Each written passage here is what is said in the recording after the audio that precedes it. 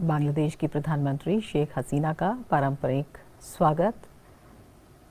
4 दिवसीय दौरे पर बेहद महत्वपूर्ण ये दौरा बांग्लादेश भारत की नेबरहुड फर्स्ट पॉलिसी के तहत एक अहम साझेदार है और इसी के तहत दोनों देशों के बीच सहयोग, सुरक्षा, व्यापार, बिजली, ऊर्जा, परिवहन, कनेक्टिविटी, विज्ञान एवं प्रौद्योगिकी, रक्षा, नदी, समुद्री मामलों सहित सभी क्षेत्रों में साझेदारी है और इस दौरे के तहत भी ये साझेदारी बढ़ेगी। जय हिंद दोस्तों, पाकिस्तान ब्रेकिंग न्यूज चैनल में आप सभी का हार्दिक स्वागत। बांग्लादेश की प्राइम मिनिस्टर शेख हसीना भारत के दौरे पर आ गई है, जहां पर वो भारत के साथ मिलकर बहुत सारे ट्रीटियों के ऊपर साइन करने वाली है। जहां पर भारत ने बांग्लादेश को $500 मिलियन के लाइन ऑफ क्रेडिट देने का ऐलान किया, जिससे वो अपना डिफेंस बजट बहुत ही अच्छी तरह स्ट्रॉन्ग कर सके। वहीं पर भारत ने बांग्लादेश को $9.5 बिलियन का लोन भी देने का ऐलान कर दिया है। वहीं पर शेख हसीना ने यह कहा कि हम भारत के साथ अपना ट्रेड $25 बिलियन तक ले जाना चाहते हैं। वहीं पर भारत ने बांग्लादेश को अलग अलग सेक्टर्स में मदद करने का वादा भी किया है, जिसमें रेलवे, इलेक्ट्रिसिटी, स्पेस रिसर्च और मेडिकल प्रोजेक्ट्स भी शामिल है। जहां पर भारत ने ऐलान किया कि वो आने वाले कल में हर एक संभवतः मदद बांग्लादेश को करेंगे, जिसमें वो अपनी इकोनॉमी अच्छी तरह बढ़ा सके। वहीं पर यह सब देखकर पाकिस्तानी पूरी तरह रोने लगे और कहने लगे कि भारत पाकिस्तान को छोड़कर बाकी सभी देशों को मदद करता है, जैसे कि नेपाल, बांग्लादेश, भूटान और श्रीलंका, पर वो पाकिस्तान के ऊपर बिल्कुल भी ध्यान नहीं देता, जैसे कि उसने पाकिस्तान को पूरी तरह डिलीट कर दिया है। ये हमारी ही गलती है कि हमने भारत के साथ अपनी दुश्मनी बहुत ज़्यादा बढ़ा ली, नहीं तो हमारी हालत इतनी बुरी नहीं होती। हमें भारत कहीं ना कहीं तो मदद कर लेता है, ऐसे पाकिस्तानी मीडिया का कहना है। तो क्या आने वाले कल में भारत और पाकिस्तान के रिलेशन बांग्लादेश के जैसे अच्छे होंगे या नहीं? मेरे हिसाब से तो नहीं, क्योंकि पाकिस्तान कभी अपने हरकतों से सुधरेगा नहीं और भारत उसे पहले की तरह माफ़ नहीं करेगा। वीडियो को ऐसे ही अंतिम तक देखते रहिए, लाइक कीजिए, शेयर कीजिए और सब्सक्राइब कीजिए हमारे चैनल को, और बेल आइकन दबाना बिल्कुल भी ना भूलें। और आपकी जो भी राय हो वो कमेंट बॉक्स में ज़रूर दें। धन्यवाद। जो आप बात कर रहे हैं कंसेशनल लोन जो $9.5 अरब के दिए, वो बात सही है। एक्चुअली क्या है ना, मैं आपको बताता हूँ कि बांग्लादेश हमारा एक बड़ा ट्रेडिंग पार्टनर भी है और इस पूरे खित्ते में बांग्लादेश का सबसे बड़ा ट्रेडिंग पार्टनर इंडिया है। करीब 16 से लेकर $18 अरब का एनुअल ट्रेड है, जो कि बढ़ा के लोग कह रहे हैं कि $25 अरब तक हम ले जाएंगे 1-2-3 साल में। ये भी बात है। तीसरी चीज ये है कि आईटी में, स्पेस में, एटॉमिक एनर्जी में काफी हद तक बोला है कि हम लोग आपस में कोऑपरेशन करेंगे। जो वाटर रिवर शेयरिंग की बात है, उसका भी मामला सॉर्ट आउट। बॉर्डर डिस्प्यूट था, बाउंड्री डिस्प्यूट, वो तो हमने सॉर्ट आउट कर दिया। वो मोदी साहब ने अपने पहले ही टर्म में बिल्कुल रफा दफा करके उसको लेन देन करके जमीन का वो पक्का कर दिया। तो ये सब चीजें हो गई हैं। जहां तक चाइना की बात है चीमा साहब, एक बड़ी इंटरेस्टिंग बात मैं आपको बोलूंगा और आपको थोड़ी सी अटपटी भी लगेगी, थोड़ी सी अजीब भी लगेगी, कि कुछ लोगों का मानना है कि American power is on the when. American power जो था अब वो नहीं है। हम ये नहीं कह रहे कि अमेरिका सुपर पावर नहीं है और कई सालों तक नहीं रहेगा, ऐसी बिल्कुल बात नहीं है। अमेरिका सुपर पावर है, फाइनेंशियल सुपर पावर है, मिलिट्री सुपर पावर है, इकोनॉमिक सुपर पावर है, इसमें कोई शक नहीं है। और उससे बड़ा कोई सुपर पावर नहीं है, ये भी कोई शक नहीं है। लेकिन जो अमेरिका की 10 साल पहले जो हैसियत थी वो आज नहीं है। और कई लोग हिंदुस्तान में वो मानते हैं कि इन फ्यूचर 20-25 साल के बाद जो दुनिया में जो जिसको कहते हैं कि वर्चस्व की लड़ाई होगी, सुजरेनिटी की लड़ाई होगी, जो पावर की लड़ाई होगी, that will be between India and China. Two of the oldest civilisations on earth, इनके बीच में लड़ाई होगी। और आज की तारीख में China has more money than India. On paper China's military is stronger than India, इसमें कोई शक की बात नहीं है। लेकिन चाइनीज इकोनॉमी को मार पड़ रही है बहुत बुरी तरीके से आज की तारीख में।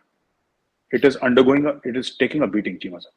और दूसरी चीज यह है कि इंडिया भी अपना इन्फ्लुएंस स्प्रेड कर रहा है। एंड हमारे साथ तो लिंग्विस्टिक टाइज हैं, कल्चरल टाइज है बंगालियों के साथ। चाइनीज के साथ तो कुछ है नहीं। चाइना के ठीक है, चाइना के साथ सिर्फ एक चीज है, चाइना चेकबुक लेकर आएगा, इसके अलावा चाइना का कोई लेना देना नहीं है। It has only chequebook diplomacy, इसके अलावा चाइना का कुछ नहीं है with any country on earth. They have no cultural ties. अब शेख हसीना और इससे पहले आप ये भी जानते हैं कि 2021 में पिछले साल प्राइम मिनिस्टर मोदी ने बांग्लादेश का दौरा किया था और वो 50 साल गोल्डन जुबली थे, आप कह लीजिए कि बांग्लादेश को बने हुए, तो उसको सेलिब्रेट करने के लिए वो ये दौरा था प्राइम मिनिस्टर मोदी का। और उस दौरे के दौरान अपनी तकारीर में उन्होंने कहा कि हमने तो जी बांग्लादेश मुक्ति बाहिनियों के साथ मिलकर हमने बांग्लादेश को आज़ादी दिलवाई है, and so on and so fourth. और उस पर इन रिमार्क्स पर काफ़ी तनकीद पाकिस्तान में हुई थी और ये बिल्कुल वाज़े हो गया था कि भारत का कितना भयानक रोल रहा है मशरक़ी पाकिस्तान को पाकिस्तान से अलग करने में और उसको बांग्लादेश बनाने में। कुछ कोताहियाँ हमसे भी यकीनन हुई हैं, लेकिन इस बात से कोई इनकार नहीं कर सकता कि भारत ने भी उसका पूरा फ़ायदा उठाया है। और क्योंकि हमारा दुश्मन मुल्क रहा है तो तवक्को भी हम रख सकते हैं, उसमें कोई हमें हैरान होने की भी बात नहीं है।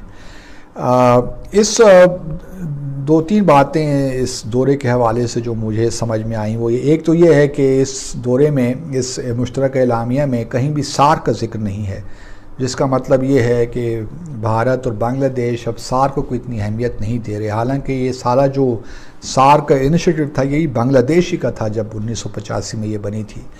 लेकिन इस मुश्तरका एलामिया में जहाँ सब रीजनल ग्रुप्स का तो जिक्र है, मिसाल के तौर पर बिम्स्टेक का, Bay of Bengal initiative for multilateral cooperation, वो तो उसमें ज़िक्र है, लेकिन सार्क का जिक्र नहीं है। और ना ही इसमें जो है दूसरी ऑर्गेनाइजेशन का जिक्र है। बिम्स्टेक का जिक्र है, फिर BBIN का जिक्र है, बांग्लादेश, भूटान, इंडिया, नेपाल। और BBIN के कॉन्टेक्स्ट में मोटर व्हीकल एग्रीमेंट का भी जिक्र है, क्योंकि वो रीजनल कनेक्टिविटी के बड़ा ज़रूरी समझा जाता है। और मैं आपको याद दिलाता चलूँ कि ये जो मोटर व्हीकल एग्रीमेंट है ये सार्क में भी डिस्कस होता रहा है। और खटमंडू जब समिट हुई थी 2014 में तो वहाँ पे ये प्रेजेंट भी हुआ था सिग्नेचर के लिए। लेकिन पाकिस्तान वो वाहिद मुल्क था जिसने ये कहा कि अभी हम तैयार नहीं हैं इसको साइन करने में, हमें थोड़ा सा वक्त चाहिए। तो हमारी यही ख्वाहिश थी और कोशिश थी कि जब ये इस्लामाबाद में समिट होगी, सार्क की 19th समिट 2016 में, तो फिर ये वहाँ पे साइन हो जाएगा। लेकिन फिर उड़ी का वाक़या हो गया सितंबर 2016 में, आपको याद होगा। तो फिर वो सार्क की समिट अभी तक नहीं हो पाई जिसकी मेज़बानी पाकिस्तान ने करनी है। सांग आया था इंडिया हज़ारों साल पहले, वो एक ही गाना गाते रहते हैं कि ह्यूमन सांग आया था और कौन आया था कौन नहीं गया था, वो जो भी है। लेकिन ऐसी कोई कल्चरल टाइज नहीं है हमारी चाइना के साथ, जो बड़ी strong cultural ties. Sheikh Hasina वो इंडिया के विजिट पर गई हैं और वहाँ पर वो चाह रही हैं कि इंडिया के साथ मिलकर मुख्तलिफ सेक्टर पे काम किया जाए, एजुकेशन पे काम किया जाए, मीडिया सेक्टर में काम किया जाए, इसके अलावा रेलवे पे और जुडिशरी की बात की जाए, काम किया जाए। अगर बांग्लादेश इंडिया के साथ मिलकर काम कर सकता है तो पाकिस्तान क्यों नहीं? मेरे हिसाब से इसकी सबसे बड़ी वजह तो ये है कि हमारी जो आइडियोलॉजी है उसमें थोड़ी कन्फ्यूजन हमें नज़र आती है, हमें क्लैरिटी नहीं नज़र आती कि what we exactly want to achieve. तो हम बाज़ औक़ात आइडियोलॉजी और उसको मिक्स कर देते हैं इकोनॉमिक्स को।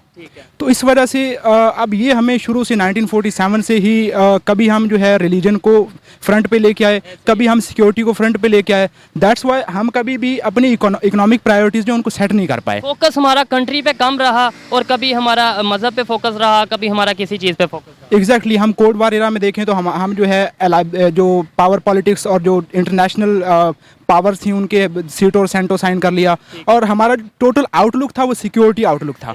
अभी हमने रिसेंटली जो है अपनी इकोनॉमिक जो सिक्योरिटी पॉलिसी अनाउंस की है उसमें हमने कहा तो है कि हमारा जो आउटलुक होगा वो जियो इकोनॉमिक्स की तरफ होगा, जियो स्ट्रेटजी के बजाय।